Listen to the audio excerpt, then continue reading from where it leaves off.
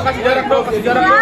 Silau ya, silau. Ya, Aku langsung aja to the point. Hukuman pertama jadi 6 tahun seperti apa? Aduh, gimana ya? Belum Tentu orang yang pernah mengenal si terpidana ini orang hatinya. Aku bukan yang orang yang senang atau menaruh amarah terlalu lama. Melihat hubungannya ditambah, tentu aku prihatin ya.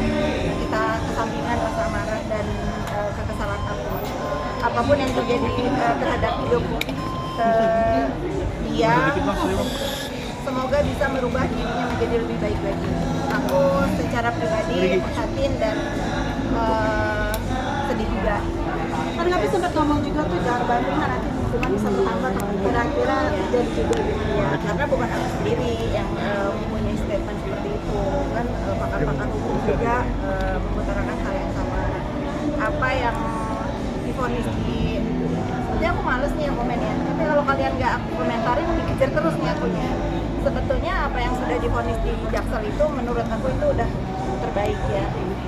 Poinnya kan ada menurut aku pelapor ini yang penting dinyatakan dia bersalah, dan itu kan sudah dinyatakan bersalah.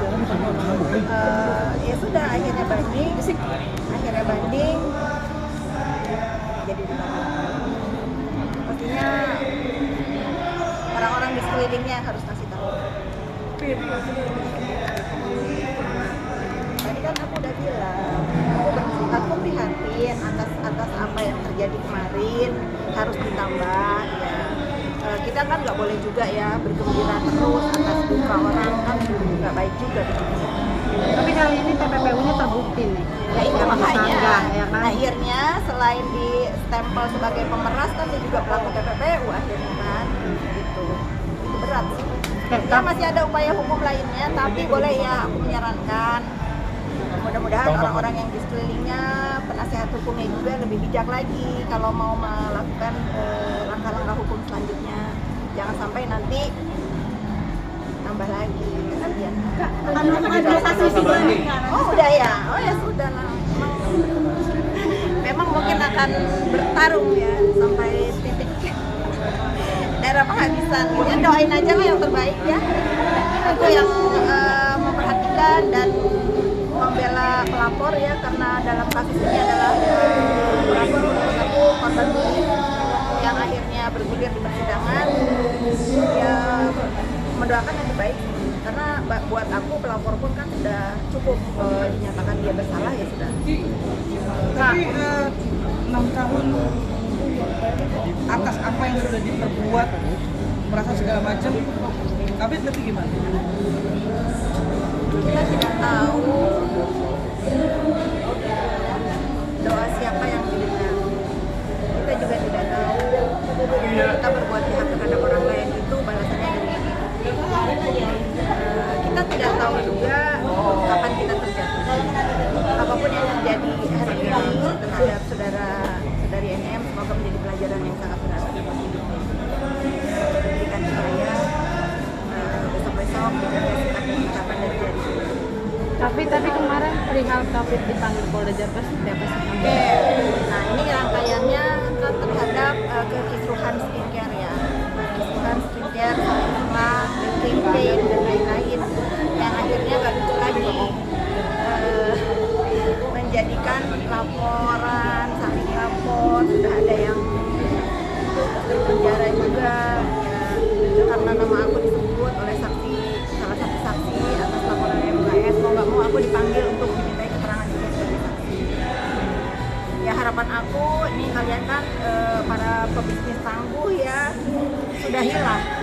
sudahilah, coba kalau bisa ada yang menengahi, tapi bukan aku ya, nanti aku dibilang Duta Tabayun, gantian siapa yang merasa kepengen hidup ini damai-damai saja. Karena kalau aku sudah menghimbau kepada saudara terlapor, sudah ya kalau memang merasa salah sudah coba dibuka komunikasinya.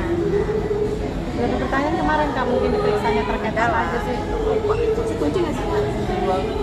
Kunci aku nggak ngomong di sini lah, saksi kunci. Kalian sama media saksi kunci. Oke, ini kan masalah kasusnya lagi-lagi skincare ya yang di Bandung kemarin ini kan. Bukan, ya mungkin kaitannya dengan itu, tapi ada yang dilaporkan kalau nggak salah ITE. Kan kehadiran Kak Fitri ke sana kan dikarenakan disebutnya nama Kak Fitri oleh Sajega saja. Ya. Nah, ini kaitannya seperti apa sih hubungan? Pokoknya gini ya, di mana aku berdiri di situ aku merasa dia benar. Yang aku bela pasti aku merasa dia yang benar.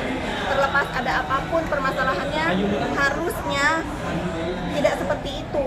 Tidak seperti itu, saling serang di sosmed, saling black campaign. Kalau memang ada ketidakpuasan dalam dunia bisnis harusnya diselesaikan secara baik-baik.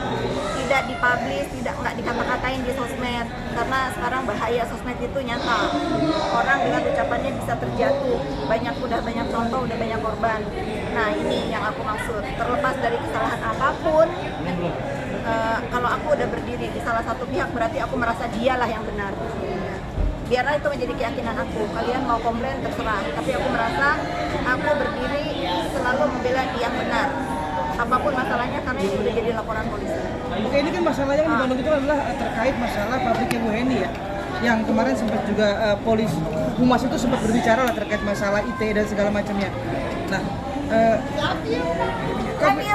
Kak Fitri ngeliat gak sih bahwa yang dilaporkan satu orang lagi ini nih atas nama yang sama juga gitu. Bisa gak sih Kak Fitri maksudnya gini loh, untuk kasus Bu Heni ini ditabayunkan? Memang sudah masuk ke ranah. Kan tadi aku udah bilang, kali ini gantian lah siapa yang mau tabayunin. Tapi ingat ya teman-teman ya, kita menyaksikan semuanya bahwa di negara Republik Indonesia ini gak ada yang kebal hukum ya. Semua akan, apalagi ini kasusnya sudah viral.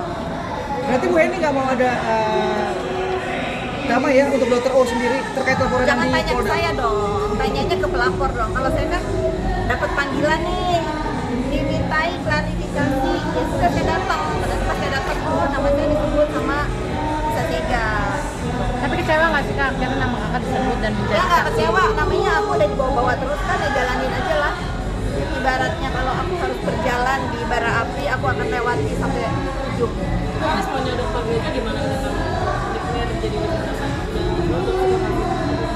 Kalian jangan salah sangka ya, ini media jangan salah sangka terhadap Dr. Reza yang menjadi pelapornya saudara pidana.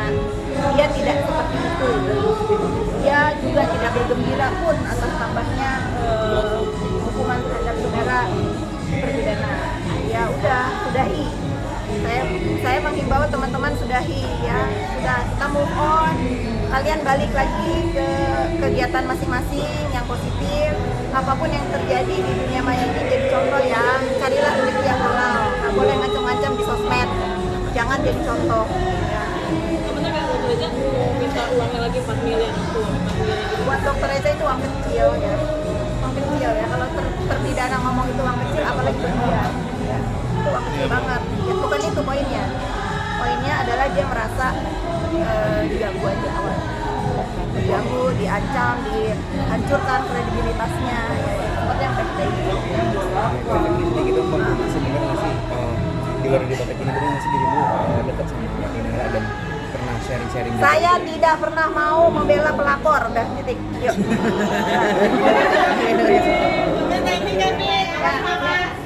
Terima kasih.